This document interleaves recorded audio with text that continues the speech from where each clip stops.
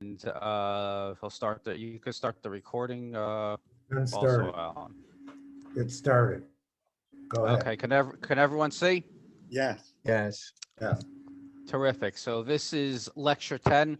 We're talking about the war scroll here. So we're really getting into the nitty gritty of some of these sectarian texts, which really tell us a lot of.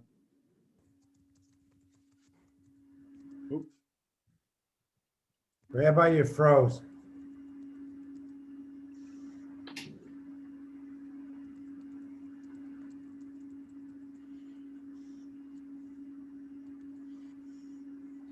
Rabbi Sachs, you froze. We cannot hear you. Can you hear me?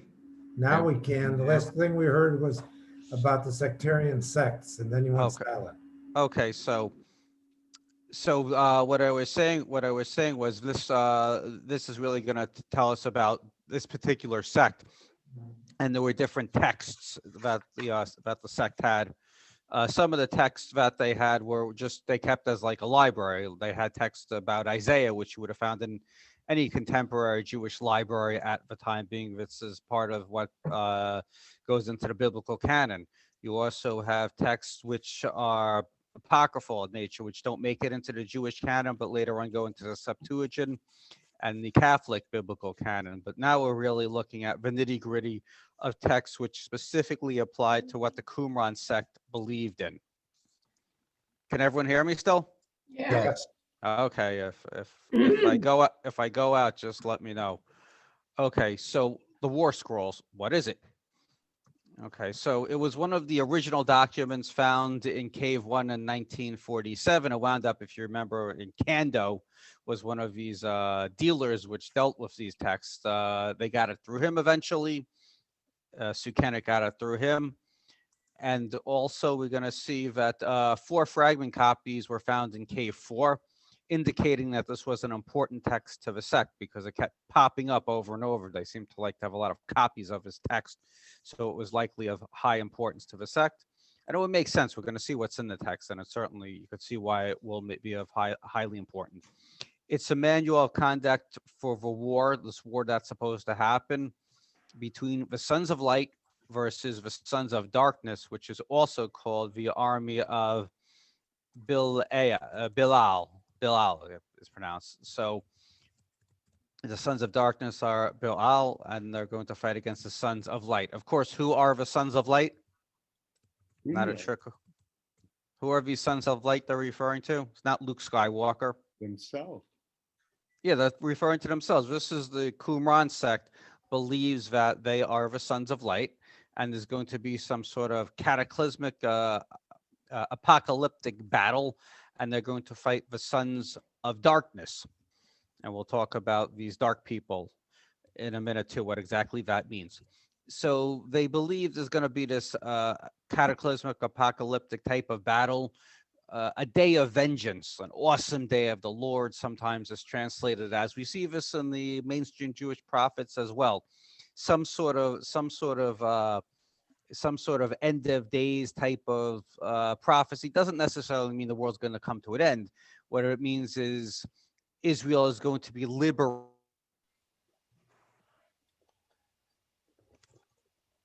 Rabbi, you went out. Rabbi, you froze and we cannot hear you.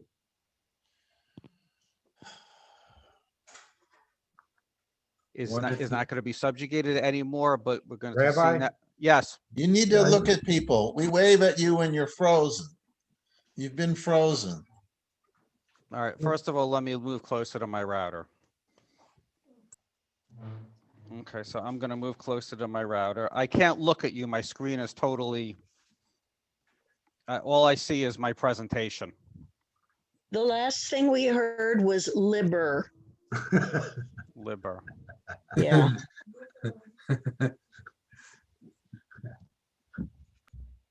I'm not sure where that leaves me off. Liber. Liberated. But we broke off in the middle of that word. Someone was going to be liberated. Oh, so what I was saying is this great and awesome day of the Lord.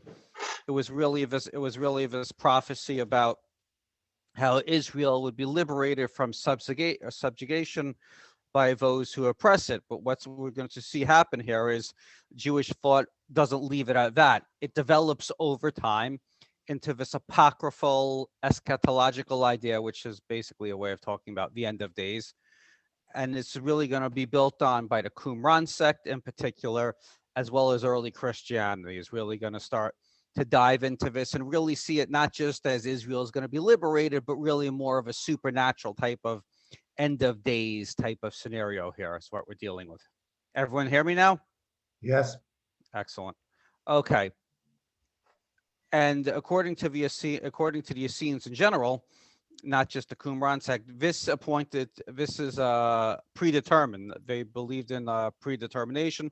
So the time is appointed. So it's not necessarily like if you perform more mitzvot, you could bring this day of God or this day of vengeance, whatever it is, earlier. It's simply appointed as is, and it will come whenever God has already decided it will come. So we're talking about the sons of darkness, who the Qumran sect is fighting against. These are enemies. At times, they're the Ketim, which is code for the Romans, as we've discussed.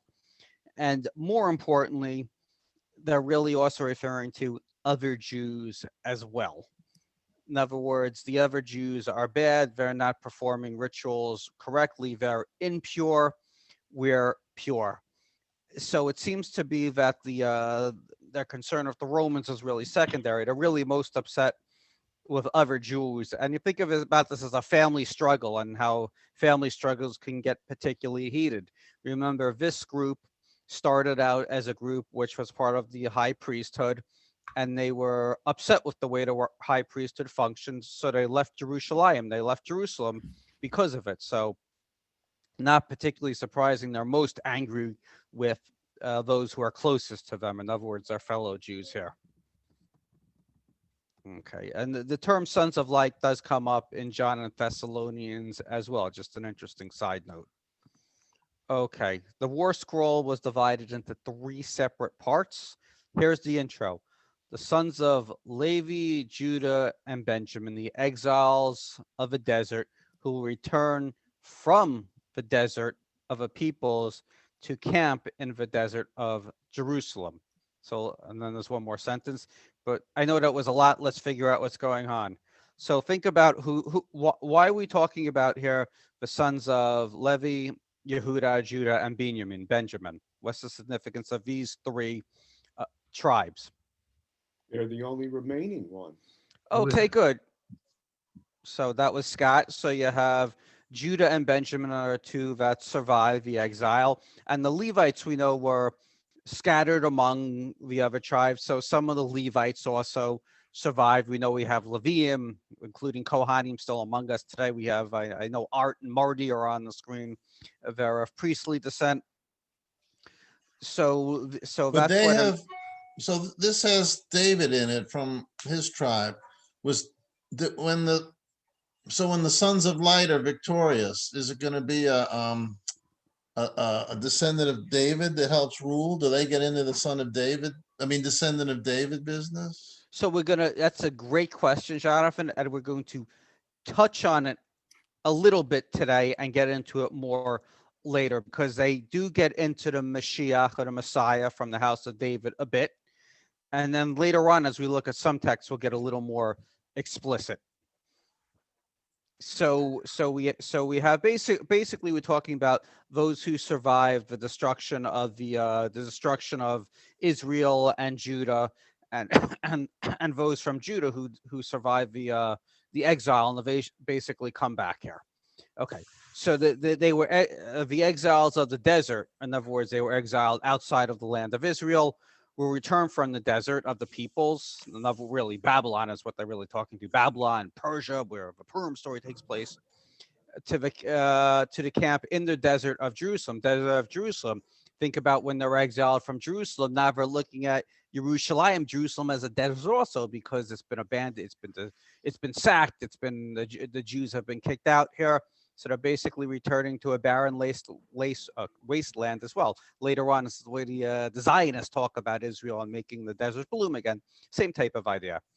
Rabbi, it's Eric. Didn't at this point Benjamin actually get swallowed up by Judah? I mean, was Benjamin actually a tribe at that point?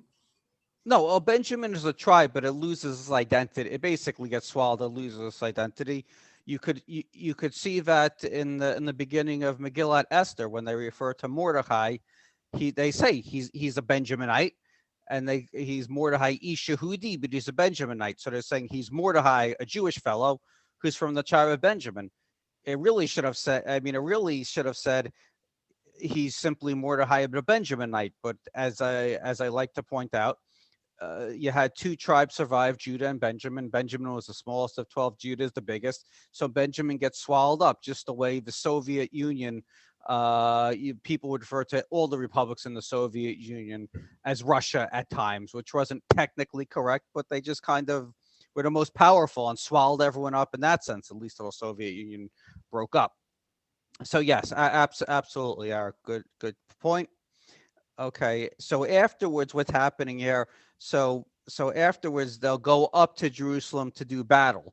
So what's going on here is now this sect, and some of this is left out here. You're kind of reading between the lines here, but the sect who has to people come to Jerusalem, and then I'm filling this in. What happens is the sect leaves Jerusalem because of the fights with the wicked priest, whoever he is, undoubtedly some sort of Maccabean or Hasmonean priest, possibly priest king combination. They go into their own they go to Qumran, and they eventually see themselves returning triumphantly to Jerusalem, because obviously that's really where you want to be. So they want to go there, and after winning a battle, they'll be able to return there and do the rituals in the correct, the quote unquote kosher manner. Okay. So interestingly enough, the next part deals with really general battle rules, which seems to follow basically a battle manual you might see from a Roman legion. The way trumpets were used, forms of communication, weapons, movements, so all of these tactical type things, along with the responsibilities of the Kohanim and Levim in accompanying the army. Not particularly surprising. The Torah gets into it a bit itself, talking about when they're getting ready to go into battle, the Kohen's supposed to address the people, kind of like a chaplain, military chaplain type of idea. So it's really getting into the nuts and bolts of what this final apocalyptic battle will look like. Of course, we know they'll win the battle because it's been predetermined. And finally, we have a prophetic description called a goral, fate. We have that word in Aleinu, goral as well. Our fate is, the Jewish fate is unique to the Jewish people. Rabbi Soloveitchik writes a whole essay on what a goral means. But here it really means the fate or purpose of God's eternal redemption, including the destruction of the wicked nations. So basically saying God has fated that the wicked nations, which seem to be everyone who really opposed them, this could be a reference to other Jews as well. Basically, everyone else will be defeated. And by the way, angels fight on both sides of this battle. So it's going to set it up with these like good versus bad angels, that type of thing. Later on, we'll see some of that. Okay. We should note this is a form of apocalyptic eschatology. So we know what apocalypse means, like apocalypse now type of thing. So I think of the word apocrypher, like hidden, like what happens later on. And eschatology is really talking about what happens in the end of days. And when you talk about eschatology, it kind of gets broken into two branches. Some of it is focused on the fate of the individual, and other is based more on what happens to the nation as a whole when you talk about eschatology. And rabbinic literature kind of goes back and forth and actually sometimes confuses the two. And it's only not really to Nachmanides, the Ramban, where he really seems to delineate much more clearly between individual fate and a national type of fate here. But they're really talking about the fate of the Qumran sect, these sons of light here. And what's important to note is they view history in a linear version of history, or a linear version of time, as opposed to cyclical. So does anyone know what that means, by the way? Is anyone there? Uh, Okay, just checking Yeah, again, just checking, just the checking, make sure people are here. Okay, Rabbi, yes. you asked the question. The linear is that there's a start and time is moving on. The cyclical was it's always been this way. It just keeps going around and around. It was Okay, so that's good. Let me just build on what Alan said. So let's start with the cyclical. That's the ancient view of time, basically, that the cycles just happen. Think of the cycles of the season, just reoccur over and over again. People are born, they have kids, they die, there's another generation, the rich oppress the poor. That's just the way of the world. So Judaism rejects that point of view and basically says we believe that humanity doesn't have to get stuck in the same old cycles, which often aren't particularly good. We could really, it believes in an upward trajectory of humanity here, and that's really emphasized at the burning bush when Moshe says to God, God, what's your name?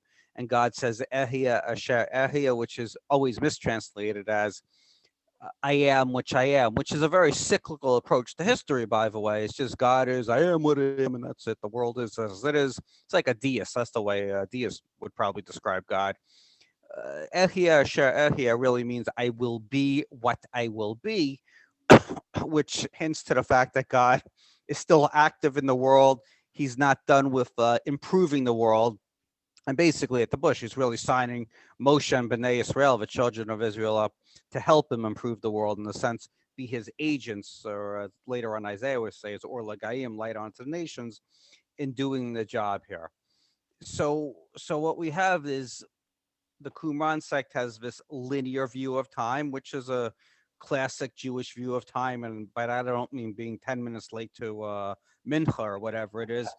We mean a linear view of time that they have, because they're going to see at the end of time, there's going to be some sort of great apocalyptic day and they'll be victorious. So that's what that means here.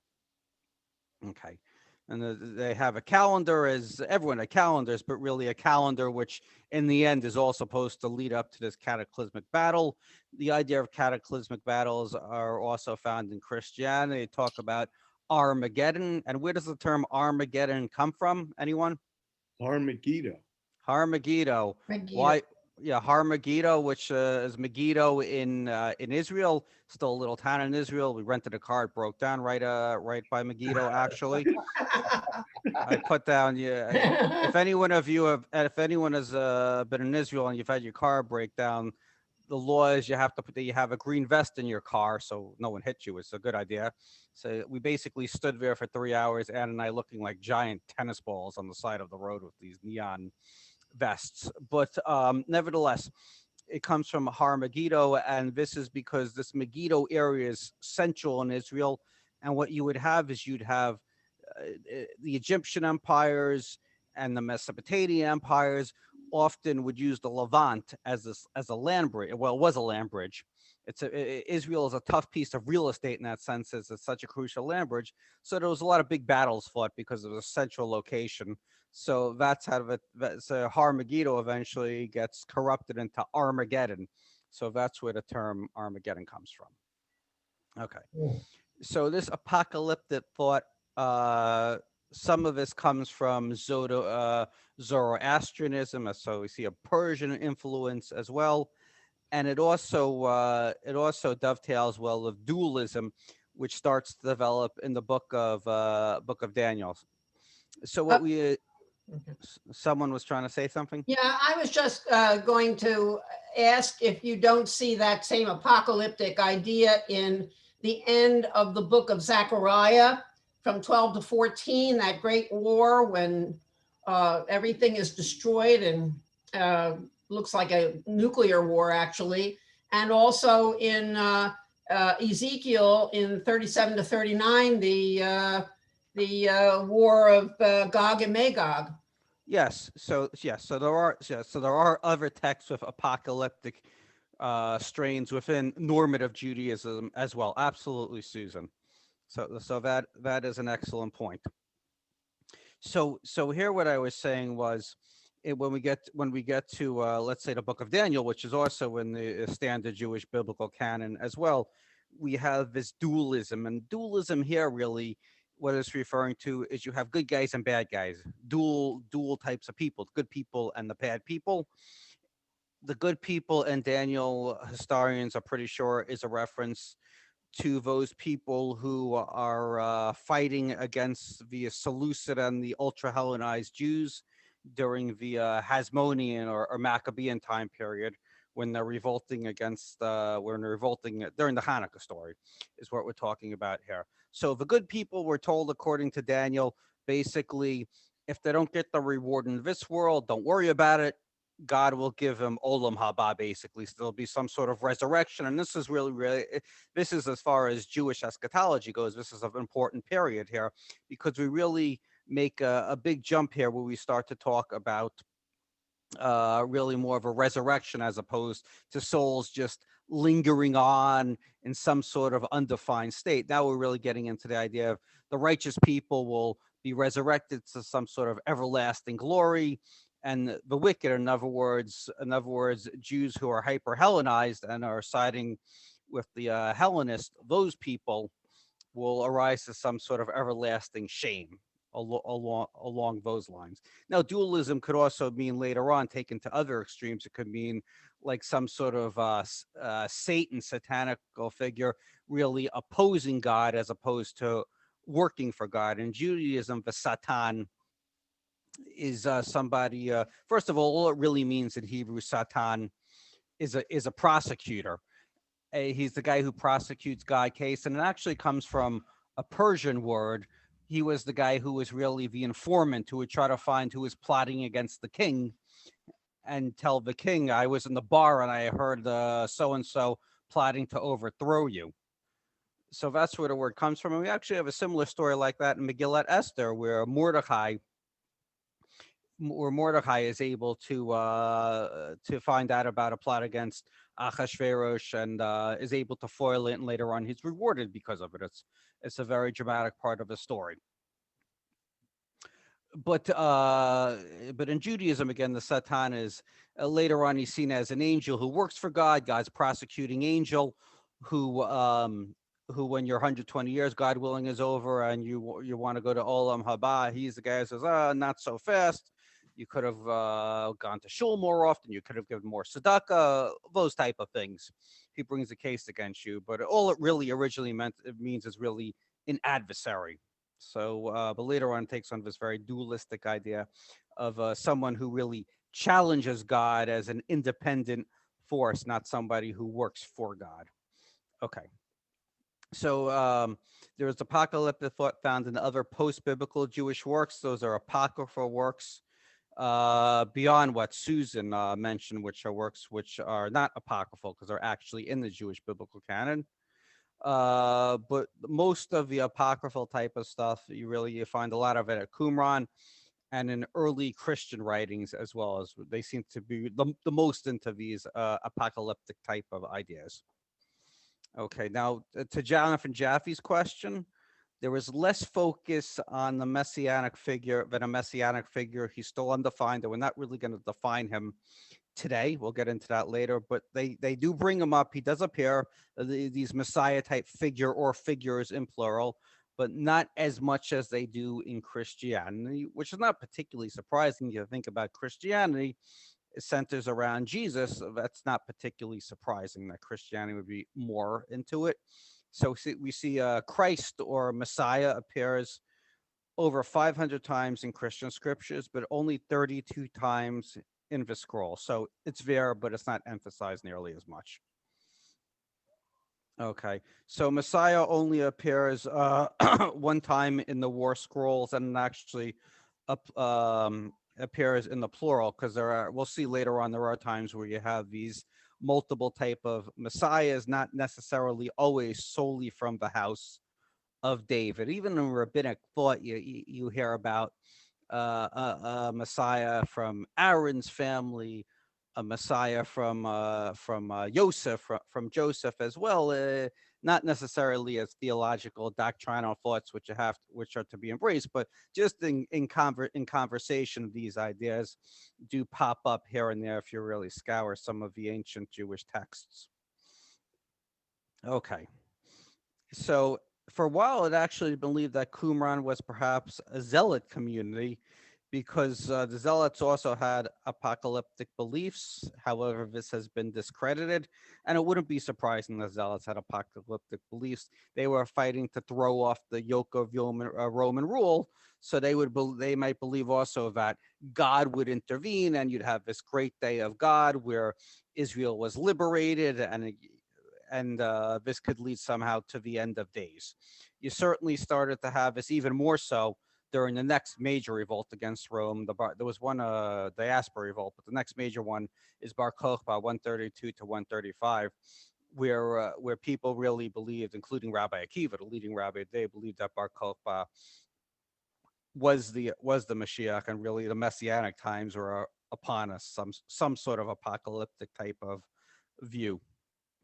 Okay, one other text I just want to briefly look at is the rule of the congregation of Israel, because it's also an apocalyptic text found at Qumran. It provides the rule for all the congregation of Israel in the last days, culminating in a communal meal presided over by the Messiah. So here we're mentioning again the Messiah. Again, he's undefined. We could assume it's likely a Messiah from the house of David, even though that's not made explicit here. And again, we'll see more about this later on. So what's really happening? This is like some sort of ritualized victory meal in a sense. When God's kingdom is coming at the end of this apocalyptic period, we have a very choreographed communal ritualized meal, which will be presided over by the Mashiach, this Messiah, this anointed figure who's going to help God usher in, or be God's agent in ushering in this period where the sons of light, of course, are victorious over the sons of darkness. So let's look at what our friend Josephus has to say for a minute here, or what he doesn't say, maybe I should really put it. He doesn't mention apocalyptic views of the Essenes, and if you look at his early writings, by the way, when he talks about the different Jewish groups, the Sadducees, Essenes, Zealots, those type of groups, he likes the Essenes the most. He really thinks these are truly pious and devoted people. However, he leaves out their apocalyptic views for the reason which makes a tremendous amount of sense. He's writing for a Greco-Roman audience under Flavian patronage, and they were not interested in hearing apocalyptic thoughts because it was considered subversive. In other words, the Romans are ruling. They want the status quo. They do not want to hear about people running around saying it's the end of times, God's kingdom is coming. God's kingdom is coming because it's a threat to their authority. The Pax Romana, starting with Augustus. They don't want these people running around. The historians believe this is one of the things that one of the reasons the Romans were unhappy with Jesus, even though he wasn't directly saying, pick up your swords and go to battle against Rome. They weren't happy with anyone who was running around saying the end of times is coming, there's going to be radical changes, simply because they were ruling and they wanted to keep it as is. Okay, so just regarding Christianity, once again, the War Scrolls offer a point of contact because they're apocalyptic in nature, and as we've said, a fair amount of the Christian work also has an apocalyptic touch as well. So there is some commonality, and you see that one theme, or both groups are playing off the same type of theme here, which isn't particularly surprising. All right, so let's exit out here. Go to Q&A. All right.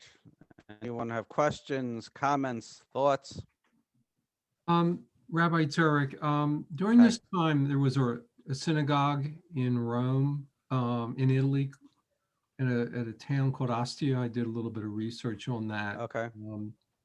And they feel it began around 100 CE, or even before then, up to 400. So I guess my question, and they had a synagogue and they had a Torah apparently.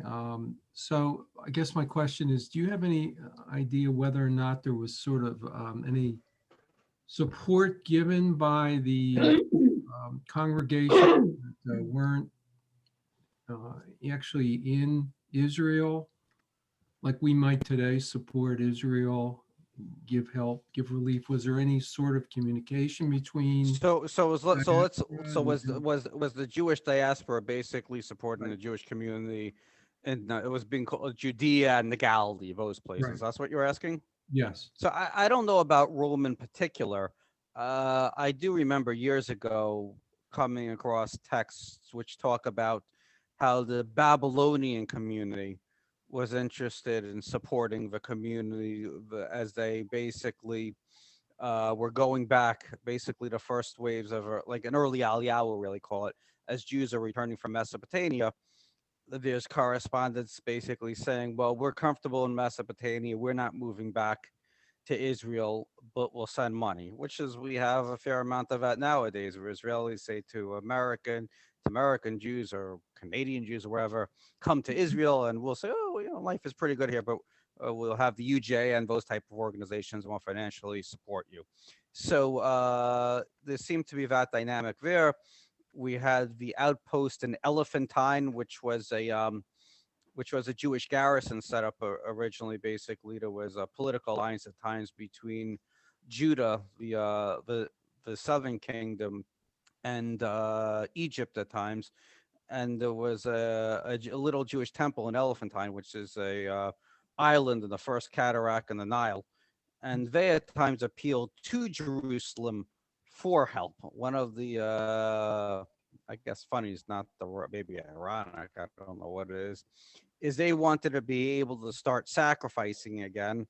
So in Elephantine, so they appealed to the Persians, who at this point, the Persians had actually temporarily overrun Egypt. It's unusual for Egypt to be overrun, but it did happen a couple times. So they appeal to they're appealing to the Persians to let them begin sacrificing again at Elephantine, the Persian overlords. They don't hear it. They don't hear back from Persia, so they appeal to the priesthood in Jerusalem. In Jerusalem, this is now we're talking about during the early Second Temple period. So we have no record of the priesthood in Jerusalem ever intervening on the behalf of the Persians, probably because they didn't want the competition. They're basically saying from first of all, a theological standpoint, the only place we should be doing animal sacrifices is Jerusalem. So that's from a religious point of view. And then from a very practical point of view, they don't want competition and Jews going, making pilgrimages elsewhere to bring korbanot sacrifices. So we always have these relationships between and we saw for those of you who did the class, Jewish Life in Christian and Muslim Lands, we saw this back and forth between Jews in Sura and Pampedita and the great academies and Baghdad, and the interplay between them and the Jews in Eretz Yisrael. At times they got along, at times they were busy fighting with each other over issues such as the calendar. And I don't remember exactly myself, but I remember during the time of Saji Gaon, I believe it was, there was some pretty intense arguments. So they work together, and sometimes they get along well, sometimes not so well. Good question, Eric. Anyone else? I have a little story about Paul, the Apostle Paul, who actually, and I think it's the book of Acts, which is where a lot of the story is told, where he's traveling around missionizing to Gentiles around the Mediterranean. And wherever it is he is, he's up in the upper Mediterranean, probably somewhere in Turkey. And he's taking a collection up for the Jews in Jerusalem, where he's headed. He's going to be headed to Jerusalem for Sukkot, I think it was. And in his travels, as he was preaching, if you will, to these various groups on the street and in the synagogues, he was taking a collection for the suffering in Jerusalem. So that's kind of an interesting part of that little, I don't know, talk. Okay, but it makes the point that you have people, and there we have to factor in Paul's church is headed in one direction, the Jerusalem church is headed in another direction, but it fits into the general point that here you have someone operating, as we say, Chutz La'aretz, outside the land, is concerned about people in Eretz Yisrael as well. Thank you, Susan. Scott had his hand up. Yeah, Rabbi, Scott? a book I read by Victor Cherakova. He talks about the Hellenistic civilization and the Jews. He talks about there was a Jewish army or some Achila Yehudia in Egypt, Mhm. somehow working with, I guess, Egyptians under Roman conquest or something. But they were their own force, and yet when Antipater was bringing troops through, they needed to pass through this region, and the Jewish troops weren't too happy about it. But the high priest in Jerusalem told them that he wanted them to let them pass. So, and they obeyed him. So even though they were their own military force and that they weren't under Judean control, they still deferred to the Kohen Gadol, who had a lot of force even in the diaspora.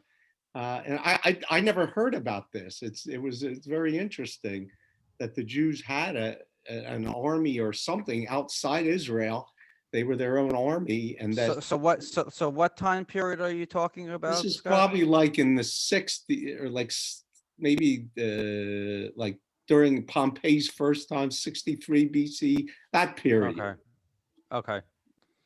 Yeah, I've never heard of an independent Jewish army functioning in that sense outside of the Elephantine garrison, which really, at least probably was originally part of started that. out as, Elephantine originally started out as soldiers sent as a garrison station there, and eventually kind of developed into its own community.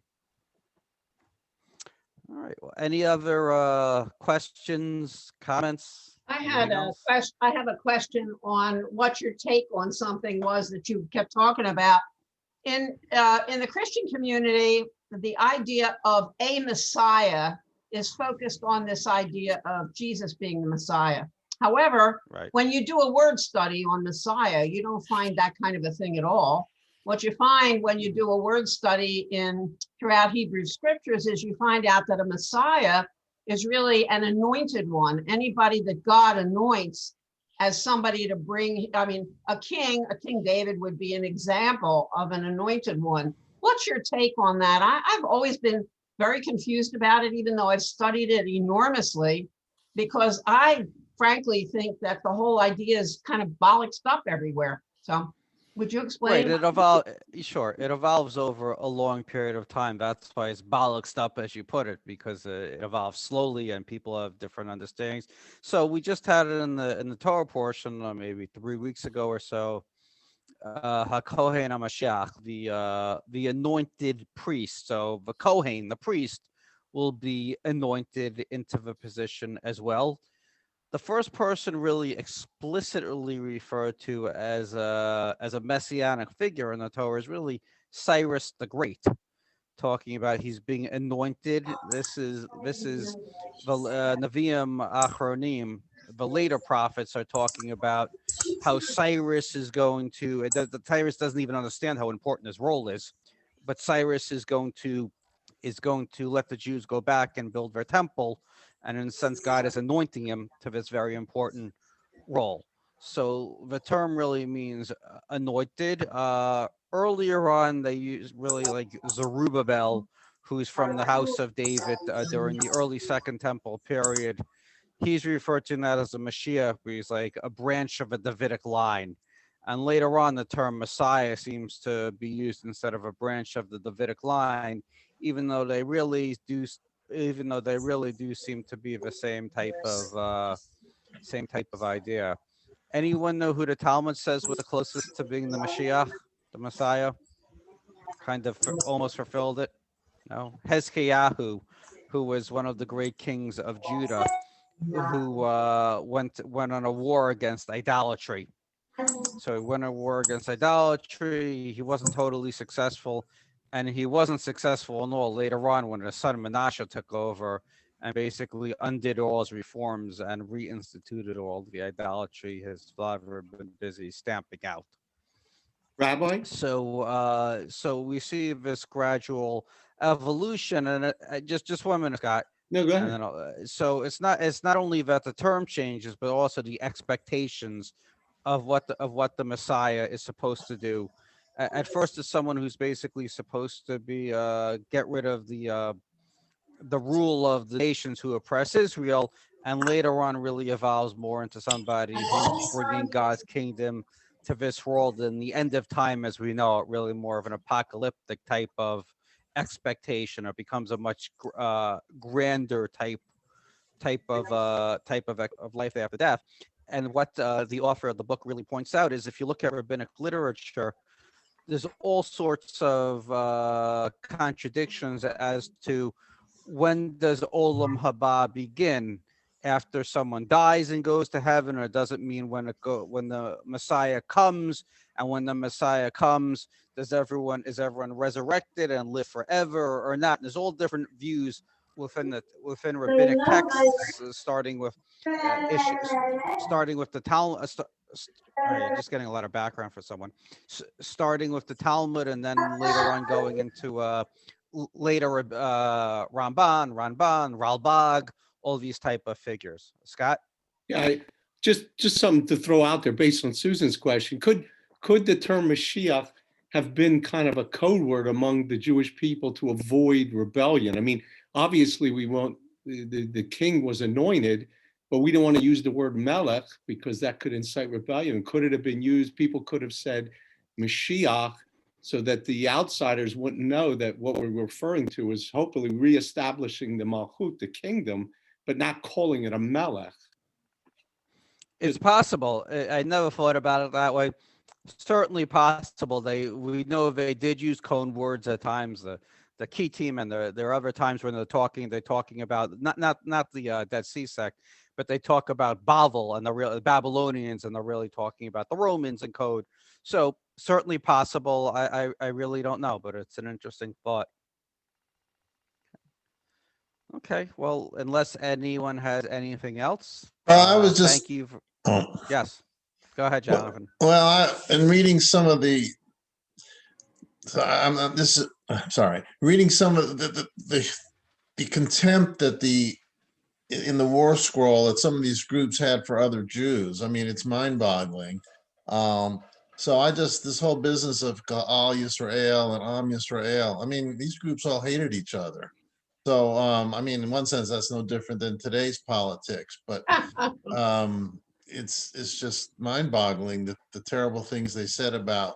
I mean, we're looking 2,000 years later, these are all Jews, but they all hated each other. So I'm not sure what point I'm making. It just seems like the same old. Well, I mean, it's a valid point, that particularly today, nowadays, we talk about the toxic political environment. And I have to say, in my lifetime, I certainly think it's become more toxic than I was maybe when I was in my 20s. Now I'm 46 now. So I certainly would agree. But I've heard other historians, and even Rabbi Meir Soloveitchik, who's really an American historian as well, point that you think politics is bad today. Look at some of the things that the Federalists were printing against the Federalists and the Jefferson Republicans versus the Hamiltons in their presses, and vice versa. They were making up horrible stories about each other, absolutely wild. You had Burr actually killed the vice president, shot the former Secretary of the Treasury dead. Think about that. You had Sumner was beaten up, I think it was by Pinckney during the Civil War in Congress, and not only did he beat him up in the Senate, on the floor of the Senate, but when I think his name was Pinckney, he broke his staff beating the poor guy up. So what did everyone in the South do? They sent him a new staff. So because they were so happy that he beat the guy to a pulp. So it's tempting to always look back and say everything was so nice back then. What's going on, I think, more specifically now to the time period Jonathan is dealing with, is we're dealing with really a very small group of extremists. So you're getting this very extremist rhetoric, which you don't. While you certainly get, and you see it in the Talmud, you get polemics against the Sadducees, because it's basically written from a Pharisaic point of view of the Talmud. The rabbis inherit the Pharisaic mantle. So you get polemics. They're called sectarians, meanim at times. You get these type of expressions. so you did have some nasty rivalries, but I think this is a very extreme one at this point, and it's not that everyone was so hateful of each other, but even nowadays, if you look at the Jewish world, you have, like, fortunately, let's say in Wilmington, Delaware, you see the rabbis get along. We're always doing all these programs together and things like that. So that's an example of people getting to working well together. You look at other things some Jews write about other Jews, particularly some more fringe, small type of groups. They write some pretty nasty things about their fellow Jews, unfortunately, which I think is a shame.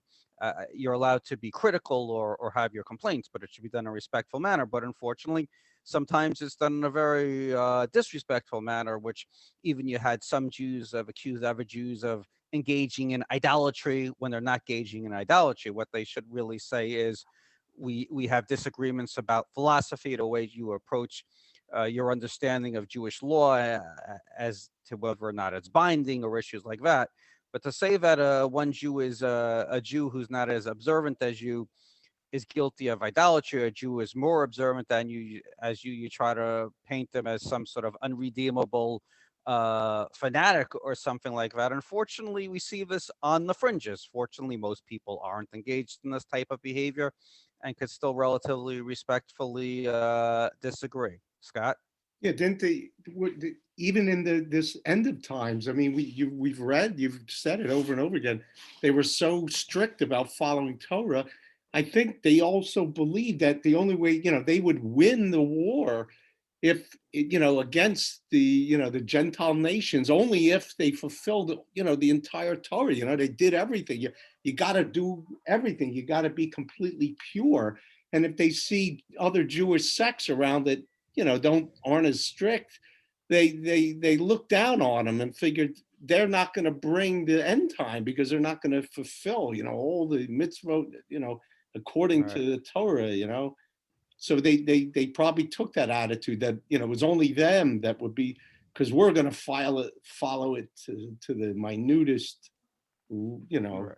end. And Right. So they're very rigid and they're very exclusive. And as sociologists will point out, when you become that exclusive, often what happens is, doesn't necessarily mean what happened. Often what happens is there's a certain amount of, quite honestly, intolerance where it's an us versus them. And this is really a case of an us versus them, where we're this small group, sons of light. Everyone else in some way or another has been overtaken by the forces of darkness. We're redeemed. They're not going to be redeemed. So I thought someone else had a hand up. No, Harriet. We once had a speaker at Adas Kodesh, and she said that every Jew has an internal thermometer, and everybody who is more religious than that Jew is a fanatic, and everybody who is less religious than that Jew is an apokos. So I leave that thought with you. Yeah, so I've heard that statement, and I think there's a lot of truth, and to a degree, it's human nature. I've caught myself kind of doing that as well. When you think about people like, oh, he's not as observant as me, no good, or this guy's he's more observant. What a nut! And I think it's people always want to justify themselves, and you think you always give yourself the benefit of the doubt instinctively. So I think it takes a certain effort, and everyone should put in the effort. And it's not particularly hard. You just kind of catch yourself when you start going down that road. And I think you look at people at a continuum, and as long as people aren't doing really things that are really harmful or really truly extreme in nature, you could say I disagree to the guy on the left, or I think perhaps, and I'll be honest, like when people say, like, the mitzvot are not binding, my opinion as an Orthodox rabbi is, or just as an observant Jew for that matter, let's even just say that is, of course I believe the mitzvot are binding. I will respectfully but very strenuously disagree. The mitzvot are binding. It doesn't mean everyone's going to observe the mitzvot perfectly. Nobody does. I don't. We have Yom Kippur, Rosh Hashanah, Yom Kippur for that. But the idea of the mitzvah binding are, of course. Now, obviously, there are people to the left who will disagree with that and say, no, we have to look at Judaism in modern times, so and so, and you understand what I'm saying. And then there are people to the right who I believe are too strict to, or often even more than being too strict, sometimes their cultural practices are not necessary, are like too strict for what Jewish law really requires, and actually at times may be in violation of Jewish law. And I'll give you a very timely example in the way that I'll be careful and say segments, not all of the observant community, because it's not, but in the segments of the observant community, restrictions regarding coronavirus have not been followed. So that's a case in point where people are so locked into, well, I have to daven with a minyan, I have to do this and that, I can't deviate from my regular routine, even though halacha, I think, very clearly requires you to prioritize pekuach nefesh life, and would demand that you, at the beginning of the pandemic, perhaps you just davened at home because no one even knew how to deal with it, and now would require that you're going to be in a crowded place, you wear a mask, or you follow it. If you have a wedding and you're only supposed to have 50 people, you don't have a wedding with 500 people. And people who do that, even though they're quote unquote frum or observant, I'm putting that in quotes here, in my view, really aren't observing Jewish law, in this case at least, as it should be observed. So Well, that's Harriet, Rabbi, yes. but coming back to Scott's original question, if this sect viewed only one right way forward, then everybody else, including Jews, they're not performing appropriately, are by definition doing harm. Yes, it's an exclusive mentality. Absolutely. Rabbi, Susan. I just wanted to give Harriet hope. If you think that the Jewish community is bad in this regard, you ought to see the Christian community. You don't have 7,000 Protestant denominations for nothing. You have them because everybody disagrees with everybody. So it's really totally amazing. I've sat next to people who say, oh, they don't do this, they're not real believers. Oh my gosh, you have no idea. Yeah. So I had that. It was I was lobbying. It was with Kufi actually. Susan was probably there in Washington at the same time I was, when we were lobbying on behalf of Israel, of Christians United for Israel. And I stopped to get a candy bar or whatever at the cafeteria under Capitol Hill by the Senate buildings. And I strike up a conversation with this group of college kids, Christian college kids. And they're talking and they're telling me about whatever branch of Protestantism it was.